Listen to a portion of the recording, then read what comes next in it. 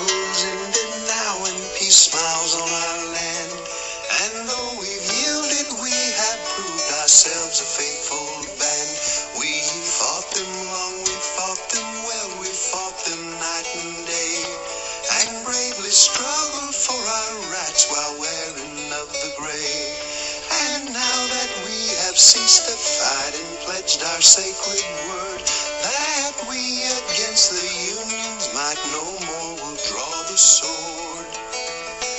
We feel, despite the sneers of those who never smelt the fray, that we've a manly, honest right to wearing of the gray.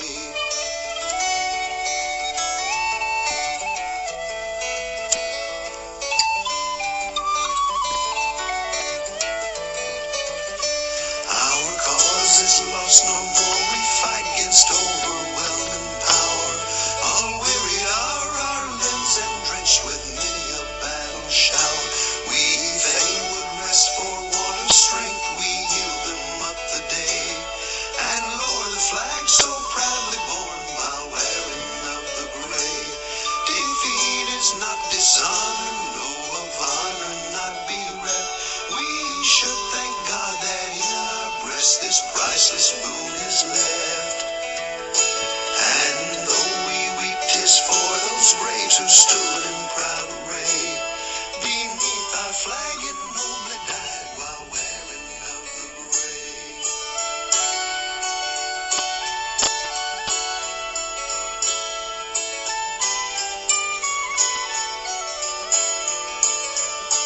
When in the ranks of war we stood and faced the deadly hail, our simple suits of gray composed our only coats of mail. And of those awful hours that marked the bloody battle day, in memory we will still be seen a wearing of the gray. Ooh, should we reach that glorious place where The Wearing of the Gray. What a very beautiful, beautiful song. How proud I am of my ancestors and others who proudly wore the gray. Thank you, each and every one of you. Johnny Reb, you will never, ever be forgotten. I promise. Not as long as I live, and not as long as the message of the truth about the events of the misnamed Civil War are brought down through the pages of history. Well, everyone, welcome. Here I am, ready to do Whistlin Dixie XIV, and this is something, as I delve into this one, that is especially critical to me as I look about this. And I know that in today's world we're watching as monuments, Southern monuments, are torn down. Monuments to Southern heroes are torn down. Their graves are desecrated. They're dug up. They're carried off. Them, not only them, but their wives as well. We are now into a deluge of cultural Marxism, to the point to where, even those wonderful Southern people who truly, truly cared are demonized, like Stonewall Jackson. And we are looking at renaming all of the military installations that could have anything to do whatsoever with the Confederacy. Cultural Marxism must, as it advances towards hell itself, must eliminate from the minds of those who are to be made forever slaves any thoughts or any idols or any heroes to look at as those who might have stood in their heritage or stood in their path for what was freedom. Now, we talk about this thing, oh, well, it's about slavery. Yes, well, I agree, it was about slavery, even though it was more about the economics of slavery than the institution itself. Because in 1787, when our Constitution was being illicitly written by a cabal of criminal conspiracists, pardon my language, that slavery was huge in the North. Not the ownership of slaves, but the shipping of slaves, the insurance of slaves. Not only were there huge ships being built to run to into Africa to pick up slaves and to bring them back through the West Indies and what have you. Not only was that huge, but there was an insurance business. Aetna Insurance Company got its start insuring slave ships. The building of slave ships and the slave trade itself were huge. Was there any Confederate whatsoever that sat in that Constitutional Convention in Philadelphia of 1787? Was there a Confederate that could be blamed for putting slavery into the Constitution? Was there one that could be blamed? George Mason, a Southerner, yes, he owned slaves, but so did George Washington. George Mason spoke most passionately against the institution of slavery. Luther Martin of Maryland spoke most passionately against the institutions of slavery. I could read you their direct quotes. Perhaps I will before this session is over today. But people, the South was 5 states. The North was 8 states. The North could have voted down slavery into the Constitution at any time they so desired. They had the numbers. In the Constitutional Convention, each state had a vote. So 8 states could have outvoted 5 states at will. That was all it would have taken. It was not the Confederacy. It was not my ancestors who placed slavery into the Constitution for 5 years. And if we read again and go into the historical notes of George Mason, we will find that he said that it was the North at the convention that coerced the South, the Southern states, into the adoption of slavery into that Constitution. Well, maybe that is true. At least that's what he wrote. What reason did he have to lie? And George Mason, that valiant Southerner, said very passionately that he would rather chop off his right arm or right hand than to sign that Constitution without a Bill of Rights. But he was very much opposed to the institution of slavery. But let's contrast that a little bit. Who was the president of the Abolition Society in Philadelphia? Benjamin Franklin. He was at the Constitutional Convention. Did he speak against slavery? No. What member of the New York delegation was a member of the Abolition Society of the state of New York? None other than Alexander Hamilton himself. Did he speak against slavery at the convention? No. The Constitution adopted and embraced slavery for 20 years, knowing all the while that it wasn't just going to be 20 years. But they put it in there for 20 years anyway. So the Union, the North, that was making fantastic profits from the institution of slavery, shipping, insurance, building of ships, was a great part of their economy. And they put slavery into the Constitution.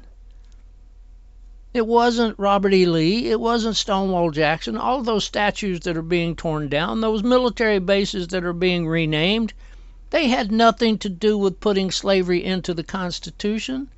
Absolutely nothing. Then people, why are they to blame? Why are they the ones that are being blamed? Their monuments torn down, heritage destroyed, history obliterated. Why? Is this nothing but a move by the Marxists who pushed us into a war? Is this nothing but a move by revisionist history to place the blame where it doesn't belong? Is this nothing but simple deflection? How many Confederates were at the Constitutional Convention? Tell me one. Mason spoke against it. Luther Martin spoke against it. Yes, there were some Southerners who spoke for it. Charles Cotesworth Pinckney. Yes, they did speak against it. But not to, speak for it, but not to any great detail whatsoever. Did anyone that we would call a Federalist today, did anyone speak against the institution of slavery? Well, Gouverneur Morris did, in some respects, but he was pretty much ignored. But the Confederacy was not responsible for putting slavery into the Constitution. But they were raped, murdered, and burned out of their homes for accepting what the federal government had provided for them. How can we not see this? How can we not understand this? And then let's jump forward to 1857, to the U.S. Supreme Court, in the case of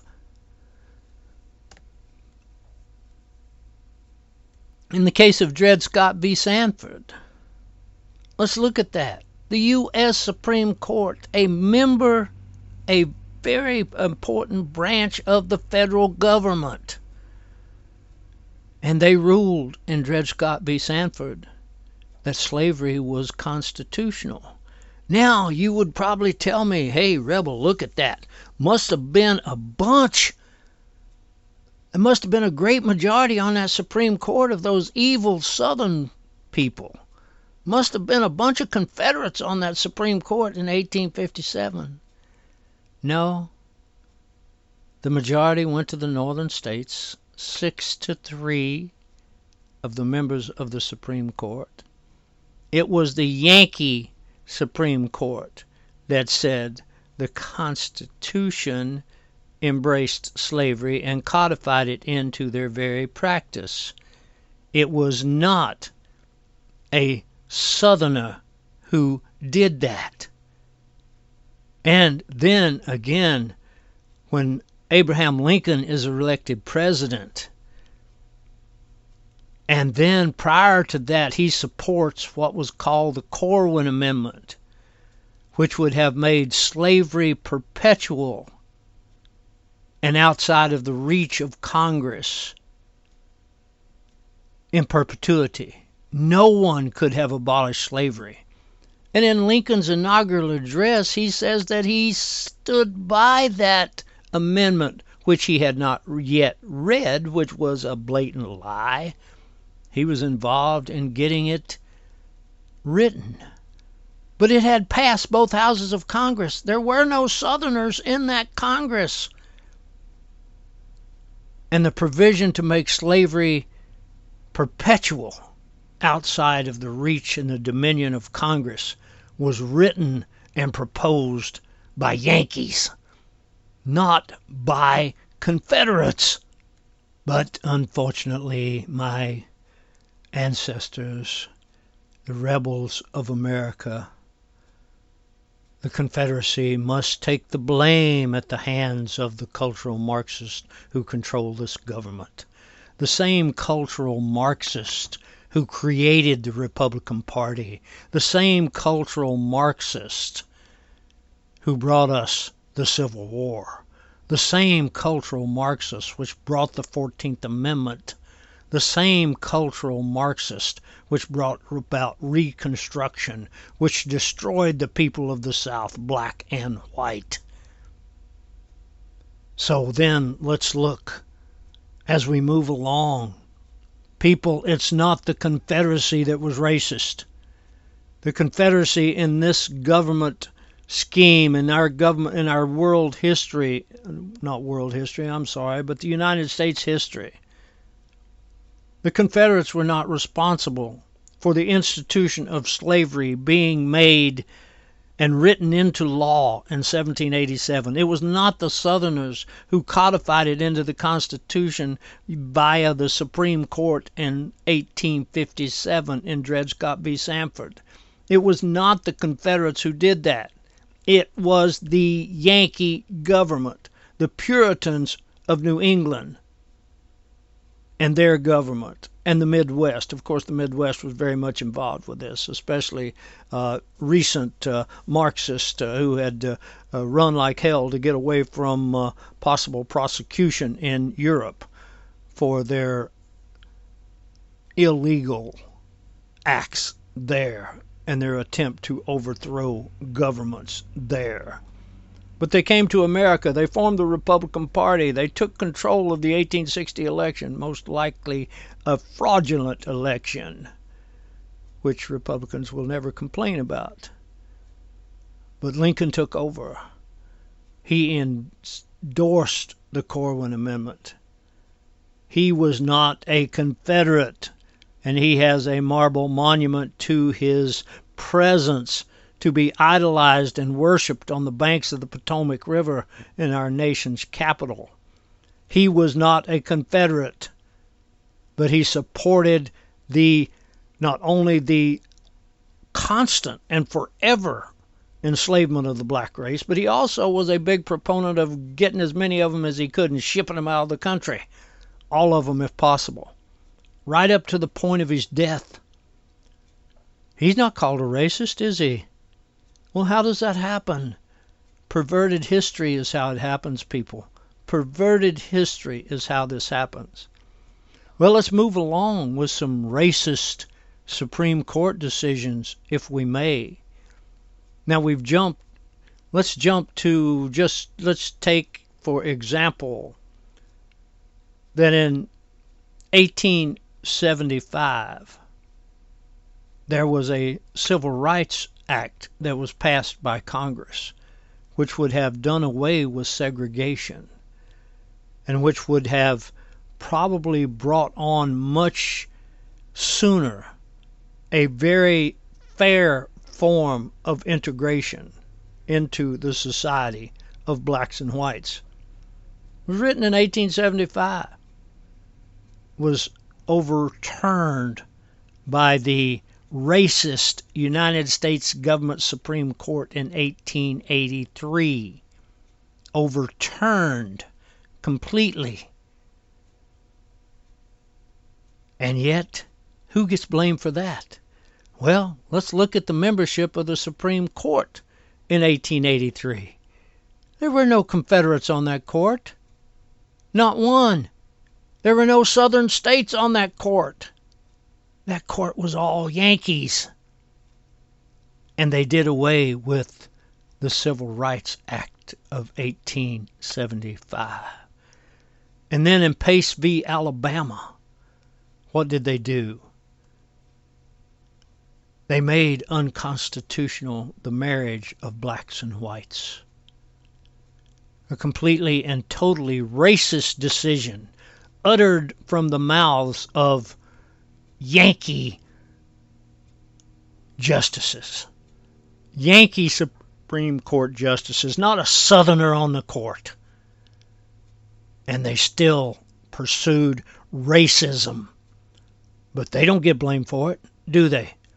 Who's digging up the graves of these members of the Supreme Court in 1883 who made a very racist decision? Moving on from that, let's go 1898. Plessy v. Ferguson, where it was said separate but equal. Yeah, finally we'd moved on from 1875, 1883. We'd gotten all the way to 1898. And it was, yes, a racist decision. Separate but equal. In other words, you can be equal over there, Mr. Black person, but don't come over here close to me and be equal.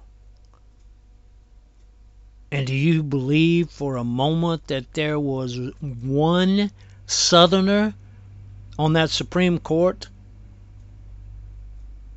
Yeah, there were 3.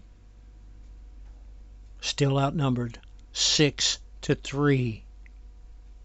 So, who had the dominion and the control to do separate but equal in 1898? But yet you're going to blame my ancestors. You're going to blame Confederates. You're going to blame Robert E. Lee, Stonewall Jackson, and who knows else that you're going to blame. You're even going to blame, people who were just simply trying to do as much as they could. Stonewall Jackson taught blacks to read and write against the law in the state of Virginia prior to our Second War for Independence. There were slaves who felt like they were being mistreated who came to Stonewall Jackson and begged him in church, "Would you buy me, sir, so that I could be out from under?" And Stonewall Jackson did. Stonewall Jackson in 1862, late 1862, early 1863, led the largest Christian revival in that period's history at Moss Neck. Thousands of Confederate soldiers attended services. Stonewall Jackson paid for ministers to come preach to these soldiers who cut down trees and built their own churches. Cite for me, please, every Yankee general who did the same for the Union troops in the Union Army. Cite for me, please, any Union general who paid ministers to come preach to his troops. Cite for me. I'd love to see it. I will forever stand by my contention that the most racist element in American history was the United States government itself. And I know there are those who will go, "Oh, no, it was those Confederates." No, it was the United States government who has been racist from its very beginnings. But now, through deflection, somebody has to be blamed for that heinous crime.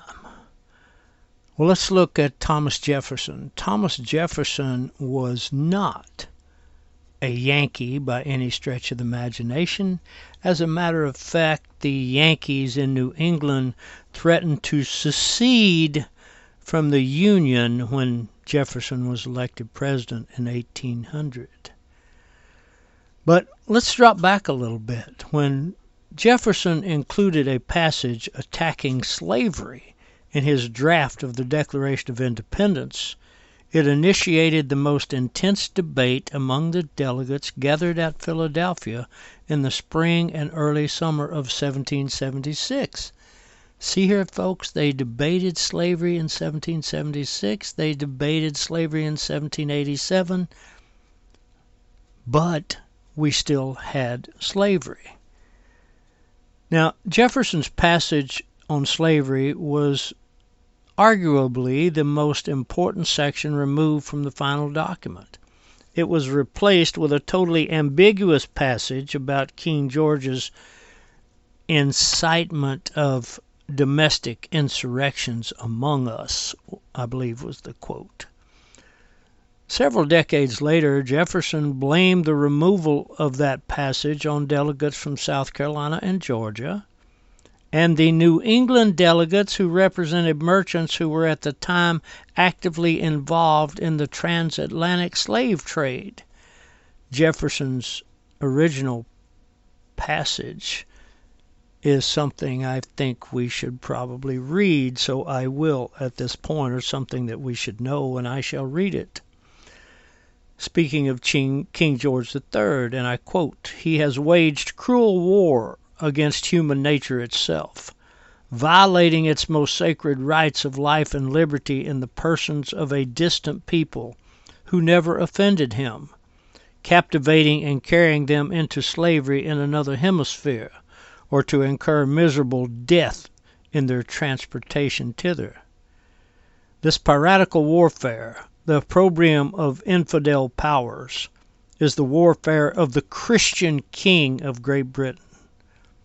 Determined to keep open a market where men should be bought and sold, he has prostituted his negative for suppressing every legislative attempt to prohibit or restrain this execrable commerce, and that this assemblage of horrors might want no fact of distinguished dye, he is now exciting those very people to rise in arms among us, and to purchase that liberty of which he has deprived them, by murdering the people on whom he has obtruded them, thus paying off former crimes committed against the liberties of one people with crimes which he urges them to commit against the lives of another."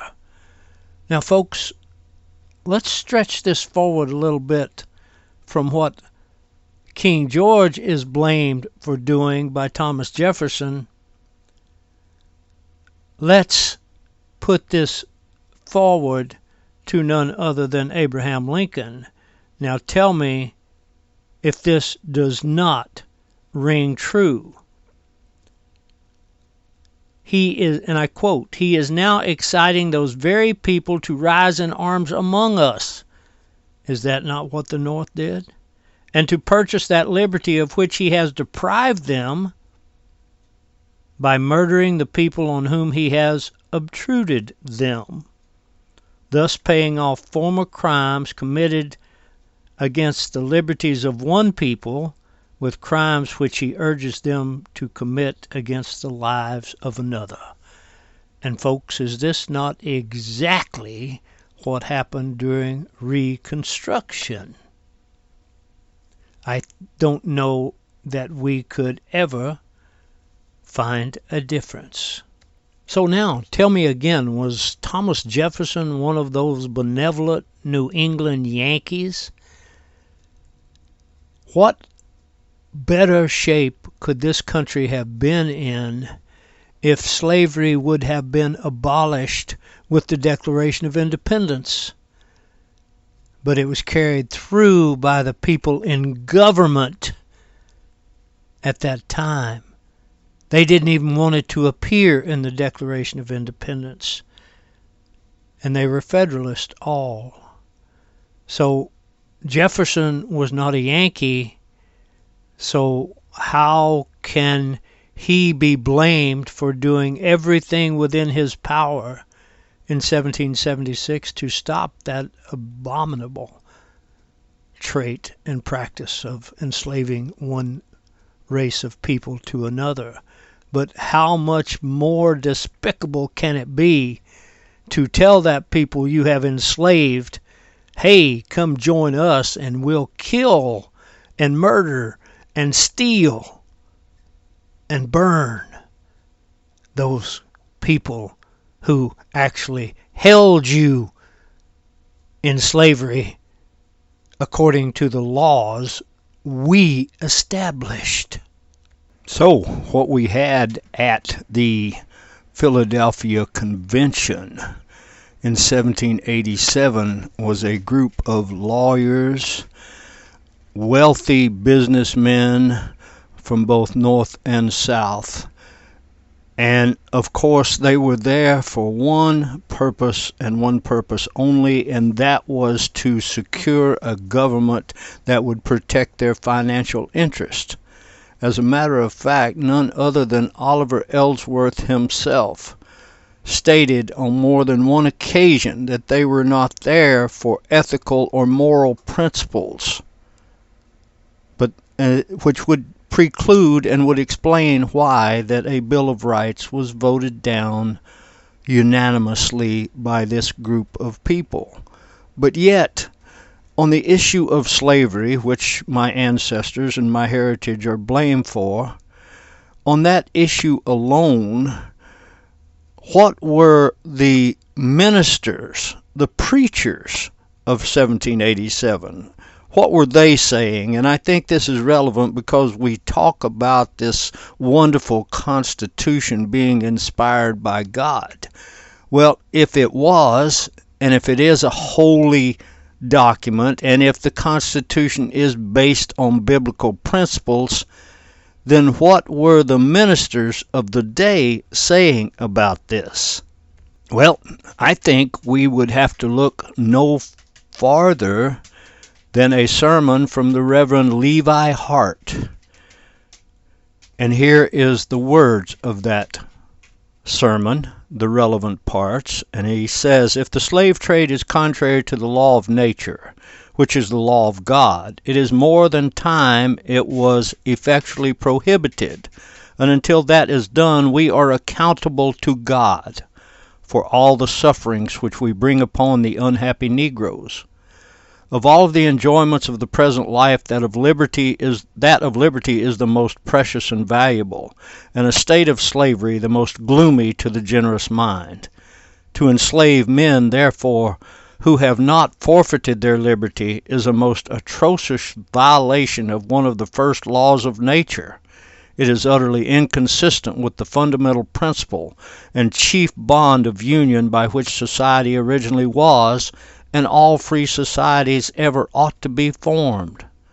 Could it be thought, then, that such a palpable violation of the law of nature and of the fundamental principles of society would be practiced by individuals and connived at and tolerated by the public in British America? This land of liberty, where the spirit of freedom glows with such ardor, did not facts compel me, I could never believe that Americans would be guilty of such a crime. I mean, that of the horrible slave trade carried on by numbers and tolerated by authority in this country. What have the unhappy Africans committed against the inhabitants of the British colonies and islands in the West Indies, and to those of the colonies, to authorize us to seize them or bribe them to seize one another and transport them 1,000 leagues into a strange land, and then enslave them for life? Let us for once put ourselves in the places of the unhappy Negroes. Go, mothers, weep out of your sorrows on the necks of your beloved daughters whom you have nursed with so much care and educated with such delicacy. Now they must go to a distant clime to attend the nod of an imperious mistress, covered with rags and filth, if covered at all. They must descend to the most servile and intolerable drudgery, and the least symptom of uneasiness at their hard usage, meet the frowns and suffer the merciless lash of a cruel master. Is it not high time for this colony to wake up and put an effectual stop to the cruel business of stealing and selling our fellow men? Well, that's an excerpt from a sermon. So what were the ministers saying as compared to what these supposedly divinely inspired lawyers and merchants and bankers saying at the Constitutional Convention? They put slavery into the Constitution for a reason, people, and it didn't have anything to do with liberty. So, we might ask, why did the word slaves or slavery not appear in the Constitution, and yet this Constitution was divinely inspired? That creates some real problems in a practical purpose. That is a matter of deceit. And who is the master of deceit? Wasn't divinely inspired then, was it? Because it was deceptive. But Luther Martin, who was a delegate to the Constitutional Convention and spoke out vehemently against the practice of slavery, would write an essay in 1788, and he felt that it was important that he address why that the word slave or slavery did not appear in the Constitution. So he said that slavery was, and I quote, inconsistent with the genius of republicanism, and why he doubted that the institution would fade away after a few decades, as some of our so-called founders had alleged. But in the 9th section of the article of the Constitution, the importation of such persons as any of the states now existing shall think proper to admit shall not be prohibited prior to the year 1808, but a duty may be imposed on such importation not exceeding $10 for each person. Yes, we're going to import them, but yes, and we're going to make money by doing it, but the government's also going to profit from slavery with a $10 tax on every person who is brought into the country. Well, the design of that clause was to prevent the general government from prohibiting the importation of slaves, but the same reasons which caused them to strike out the word national and not admit the word stamps influenced them to guard against the word slaves or slavery.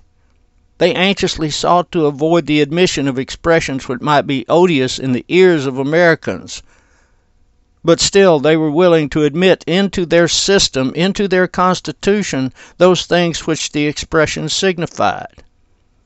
And therefore it is that the clause was so worded as really to authorize the general government to impose a duty of $10 on every, quote, foreigner, unquote, who comes into a state to become a citizen, whether he comes free or qualifiedly so as a, quote, servant, unquote. This was why, at the convention itself, that Luther Martin said, in denouncing slavery, he said it was, I quote, an odious bargain with sin, unquote. He also said, and I quote again, that it was inconsistent with the principles of the Revolution of 1776, and it was totally dishonorable to the American character, unquote. Now, very few historians will touch on this, but slavery was one of the thorniest issues at the convention in Philadelphia. Luther Martin opened the debate by moving to give Congress the power to tax or even prohibit totally the importation of slaves. He did this in order to impede the growth of the slave states and thus their representation in Congress. So it was, in a way, a self-interest. But to protect those states from the danger of insurrection, and because, and I quote, it was inconsistent with the principles of revolution and dishonorable to the American character to have such a feature in the Constitution, unquote. Sorry for the redundancy there. But a very heated debate followed at the convention. But the Deep South remained adamant, and those are the traders. Do not blame this on the South. These were the merchants and the traders and the lawyers who pushed slavery. It was not the people of the South. Now, these people, of course, remained opposed to Martin's proposal. The matter was referred to a special committee on which Luther Martin served, but he was terribly outnumbered by Federalists. The compromises of that committee resulted in an extension of the period in which slaves could be imported, authority to impose or import a tax on slaves, the passage of a capitation tax provision, and the dropping of the two-thirds vote requirement for the enactment of navigation acts, economic interest, as well as the general drift toward what Martin considered an overpowerful central government at the expense of all of the states. Because of what happened at this committee, Luther Martin would leave, and he resolved to fight the adoption of the Constitution in the state of Maryland. So slavery was opposed by a Southerner? Well, not just one. Now, I know this is not going to sit well with those parchment worshippers out there and statists and bubus americanus. But it was even stated by some of the Southern delegates that slavery had been an evil forced on the South. Oh, really? George Mason put forth this argument regularly and forcefully, and helped 19th and early 20th century readers square slavery with their otherwise exalted image of these famed founder framers. And here's a quote: "As long as patriotism remained the principal ingredient of American historical writing, the Constitutional Convention was regarded as an assemblage of the gods," unquote, which was written by historian Gordon Wood in his work called The Creation of the American Public. So, unknown to most of us who have studied in the communist-dominated, Marxist-dominated American school system, that we were unaware that of all the issues that would arise in Philadelphia, the one that evoked the most passion, the one that left the least possibility of compromise, the one that would most pit morality against pragmatism, was the question of slavery. To a significant and disquieting degree, America's most sacred document was molded and shaped by the most notorious institution in its history, unquote. The United States Constitution is arguably the most analyzed document in the history of government, but it is not difficult to understand why slavery has so regularly been consigned to the shadows and now laid at the feet of my Southern ancestors. The peculiar institution, wow, an equally peculiar phrase, was an unpleasant and repugnant topic, a stain on America's honor, and therefore the less of a role it played in defining the nation's identity, the better for the Federalist. Even in the debates, so repellent was slavery to the people of the North, and embarrassing to the Southern people like Pinckney and Coatsworth Pinckney, that when the subject came up, the delegates often danced around it, employing their euphemisms such as, and I quote, "this unique species of property," or "this unhappy class." And they used these phrases as words of deception and to salve their own consciences about what they were doing. Thus the word slave and slavery never appeared in the original Constitution, nor would those words ever appear until 91 years later, when the 13th Amendment abolished the practice of slavery forever. But yet again, it's not the people who wrote slavery into the Constitution, who put it in there, who take the blame, because they assumed a godly mantle with American historians. Surely those wonderful men inspired by God wouldn't violate the very tenets of the Declaration of Independence. Surely they wouldn't do that and enslave a people because of the color of their skin. Oh, but that wonderful deflection. Now all of the responsibility for putting slavery into the Constitution has been placed again at the feet of my ancestors and the people of the South. This is an analogous to giving a friend or an associate a gift and then killing them, robbing them, raping their women because they have it. Sometime in some place in history, people are going to look back at the people of America, us, this society, and say this had to be the most asinine, ignorant group of people probably in recorded history to accept this fallacy.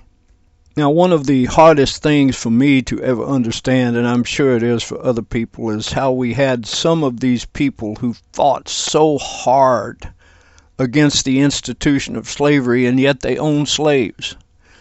Now, I believe personally that's almost an impossible question to answer. Yes, it's hypocritical from the very start, but we did not know the circumstances of that time. We did not live during that time. And therefore, one would wonder if someone like George Mason, or who fought so very hard against the issue of slavery from 1765, 20 years before the convention, he was arguing against the institution of slavery and the moral effect it had on the people of the colonies and then the people of the 13 states. And yes, he left slaves in his will to his children. But how do we understand that, and how do we look at it and wonder, how did this happen? How did this man who spoke out against slavery from very, very early on, and the man who wrote the first Bill of Rights, Virginia Declaration of Rights, which was copied almost verbatim by 7 other states in their state constitutions, and in which Thomas Jefferson drew heavily on for the Declaration of Independence. We can only be befuddled at this. Pardon my stuttering there, but we can only be befuddled. And it would be one of those things that, were these people concerned, and of course they were making money from the slaves that they owned, but were they concerned what would happen if they just dumped these people and said, okay, you're on your own? Was there a compassion in that? And I know that's hard to justify in our 2023 mindset, but I personally, I wish that I had had the opportunity to sit and ask Mr. Mason and Mr. Jefferson, these wonderful Southern men who did fight against slavery much more than any abolitionist from the North ever did, in a peaceful manner as opposed to violence, death, and destruction. And yes, of course, honest historians should point out the hypocrisy of a person like George Mason, the second largest owner of slaves in the South, and his opposition to the institution of slavery. And it also should be pointed out the hypocrisy of one Thomas Jefferson, the author of the Declaration of Independence, and the fact that he too owned slaves, and perchance fathered children with slaves. Distinct possibility. That hypocrisy must be pointed out. We cannot avoid that, and I don't attempt to do that. But the one thing that we don't seem to care to hold the largest slave owner in the South, who never spoke out against it that I can find in any recorded message anywhere, never spoke out against the institution of slavery. Largest slave owner in the South, and we call him the father of our country, the president of the convention.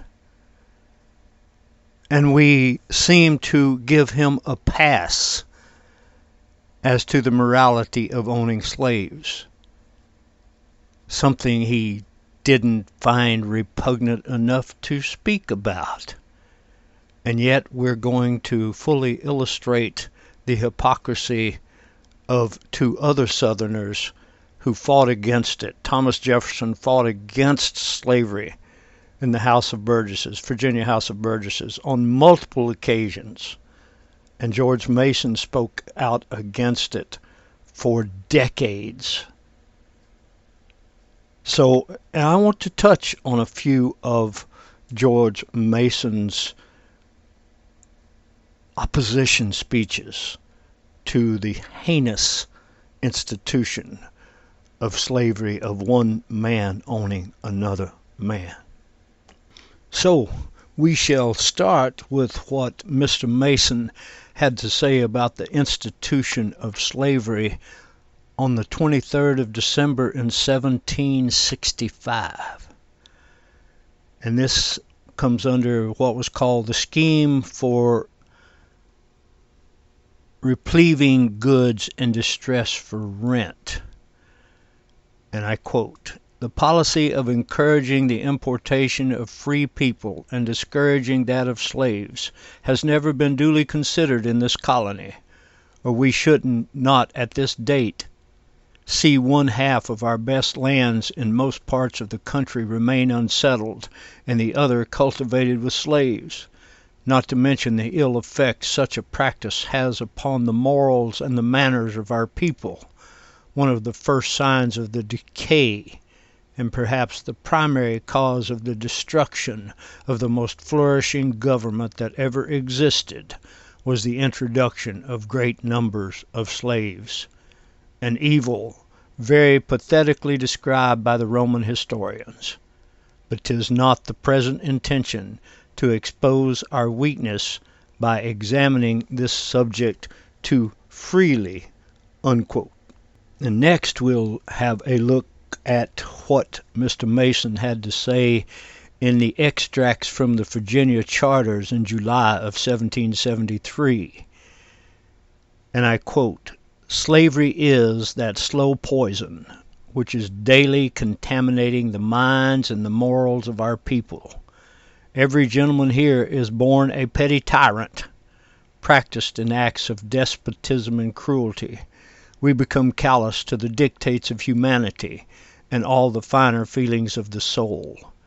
Taught to regard a part of our own species in the most abject and contemptible degree below us, we lose that idea of the dignity of man which the hand of nature has implanted in us for great and useful purposes.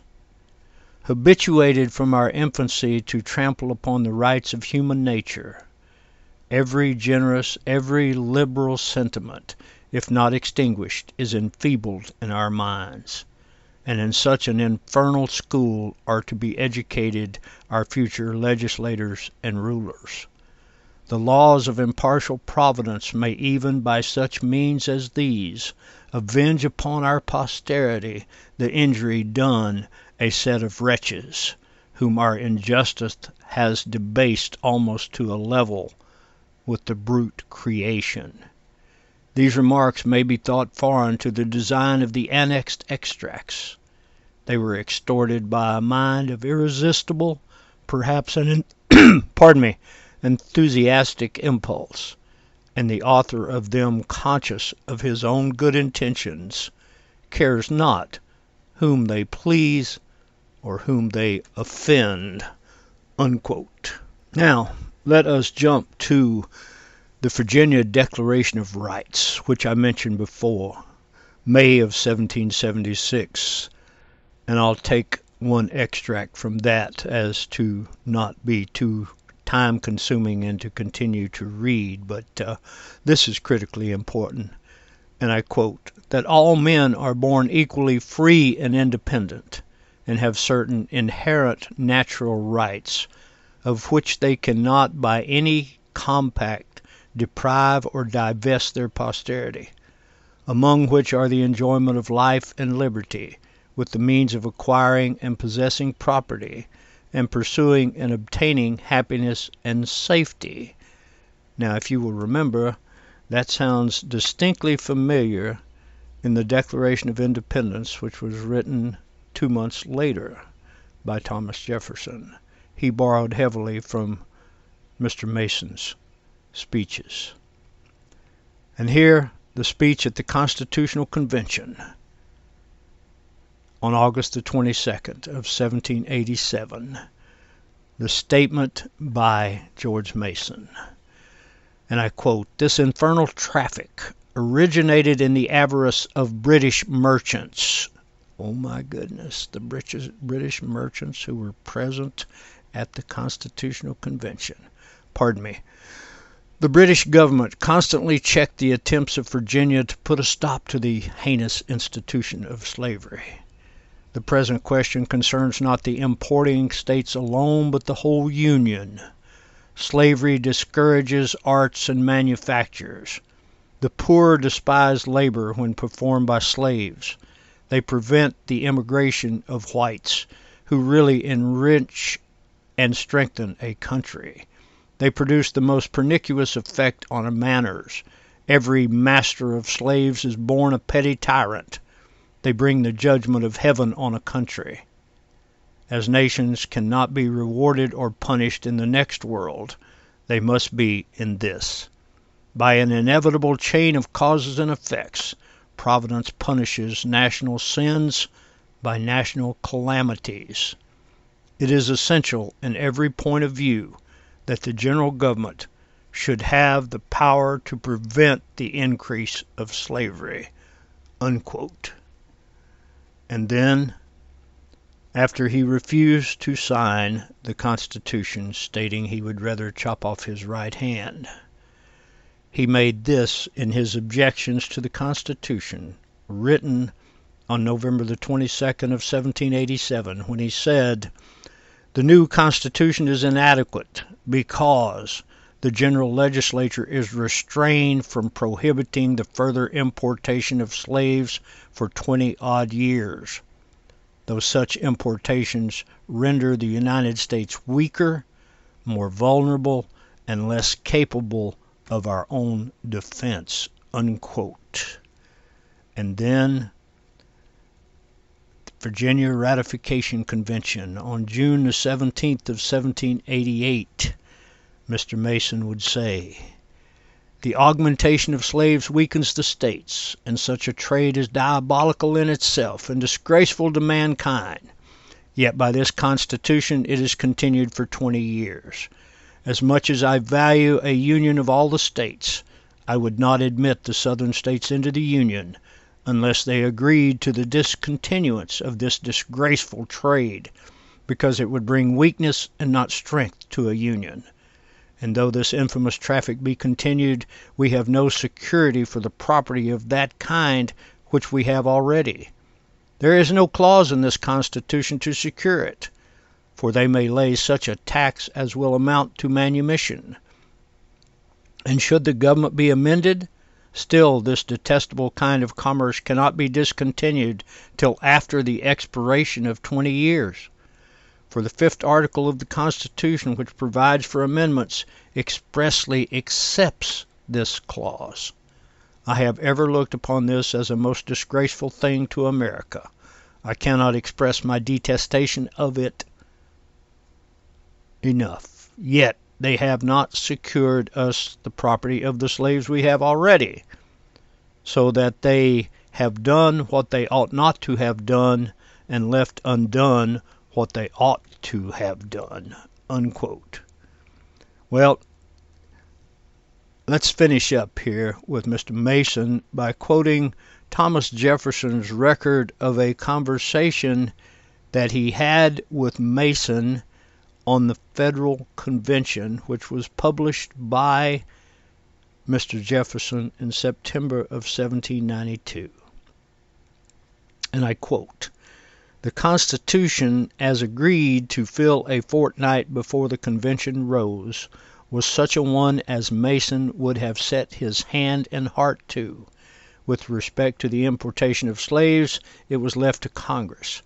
This disturbed the 2 southernmost states, who knew that Congress would immediately suppress the importation of slaves. Those 2 states therefore struck up a bargain with the New England states. If they would join to admit slaves for some years, the 2 southernmost states would join in changing the clause, which required 2/3 of the legislature in any vote. It was done. These articles were changed accordingly, and from that moment the 2 southern states and the New England states, which joined Pennsylvania, New Jersey, and Delaware, and made the majority 8-3 against the South, instead of 8-3 for us, as it had been throughout the convention. Under this coalition, the great principles of the Constitution were changed in the last days of the convention." Unquote. So the Constitution itself embraced slavery. The Supreme Court embraced slavery, codified it into the Constitution in 1857. And then Supreme Court decisions down through history, which promoted the racial tension. Pace v. Alabama, the Acts of 1875, the Plessy v. Ferguson. All of these things, all of them, have been dominated by the North, not the South. So why are the monuments to my ancestors being torn down? Why are you not tearing down George Washington? Why are you not changing the name of Washington, D.C.? Makes us all hypocrites.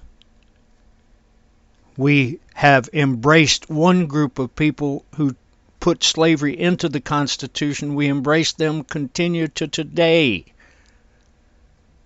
and defame the people who fought for the right of self-determination in 1861 to 1865. And yes, 4 states mentioned slavery in their secession documents. Yes, they did. But 8 of them did not.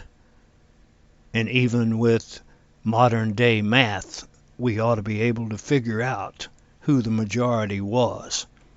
And we have the words of the preachers of that time, which are directly opposed to what was done. We know that Benjamin Franklin was president of the Abolition Society in the state of Pennsylvania, and yet he did not oppose slavery at the convention. Is he any more a hypocrite than Jefferson or Mason? What about Washington, the father of our country, the man who could not tell a lie? He and his cherry tree. But yet, he gets a pass on being the largest slave owner in the 13 colonies. The largest slave owner in the 13 colonies was elected president of the Philadelphia Convention. He was elected president of the United States. The capital of this country is named for him. But he never opposed slavery publicly.